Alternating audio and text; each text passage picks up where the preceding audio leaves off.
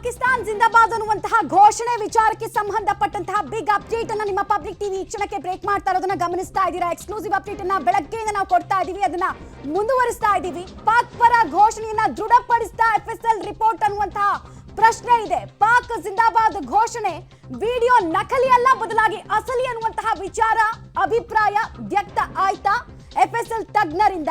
ಇದೇ ವಿಚಾರದಲ್ಲಿ ರಿಪೋರ್ಟ್ ಅನ್ನ ಈಗಾಗಲೇ ಸಲ್ಲಿಕೆ ಮಾಡಲಾಗಿದೆಯಾ ಅನ್ನೋ ಪ್ರಶ್ನೆ ಕಾರಣ. ಈ ಬಗ್ಗೆ ಉನ್ನತ ಮೂಲಗಳಿಂದ, ಅದು ಕೂಡ ಉನ್ನತ ಪೊಲೀಸ್ ಮೂಲಗಳಿಂದಲೇ ಪಬ್ಲಿಕ್ ಟಿವಿಗೆ ಮಾಹಿತಿ ಲಭ್ಯ ಆಗಿದೆ. ಈಗಾಗಲೇ ಖಾಸಗಿ ಎಫ್ಎಸ್ಎಲ್ ತಜ್ಞರಂತೂ ಕನ್ಕ್ಲೂಷನ್ ಬಂದಿದ್ದಾರೆ, ಕೂಗಿದ್ದು ಹೌದು ಅಂತ. ಅದಕ್ಕೆ ಸಂಬಂಧಪಟ್ಟಂತಹ ಡಾಕ್ಯುಮೆಂಟ್ ಅನ್ನ ಕೂಡ ನಿಮಗೆ ನಾವು ತೋರಿಸ್ತಾ ಇದ್ದೀವಿ. ಡೀಟೇಲ್ ಡಾಕ್ಯುಮೆಂಟ್ ಅನ್ನ ಖಾಸಗಿ ಎಫ್ಎಸ್ಎಲ್ ತಜ್ಞರು ಕೊಟ್ಟಿದ್ದಾರೆ. ಆ ಎಫ್ಎಸ್ಎಲ್ ತಜ್ಞರು ಅನುಸರಿಸುವಂತಹ ಮಾನದಂಡ ಇಲ್ಲಿ 4. ಒಂದು, ಪಾಕಿಸ್ತಾನ ಅನ್ನೋ ಶಬ್ದದ ಪ್ರಯೋಗ ಆಗಿದೆಯಾ ಅಂತ ಒಂದು ಅಭಿಪ್ರಾಯ.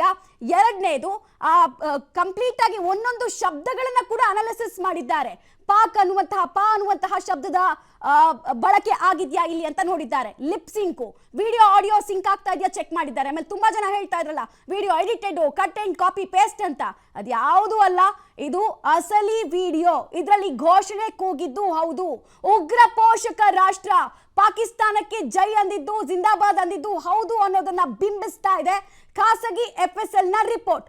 ಈಗ ಸರ್ಕಾರಕ್ಕೆ ಸಲ್ಲಿಕೆ ಆಗಿರುವಂತಹ ವಿಡಿಯೋನಲ್ಲೂ ಕೂಡ, ಅಂದ್ರೆ ರಿಪೋರ್ಟ್ ನಲ್ಲೂ ಕೂಡ ಇದೇ ವಿಚಾರ ಇದೆಯಾ ಅನ್ನೋ ಪ್ರಶ್ನೆ ಇದೆ.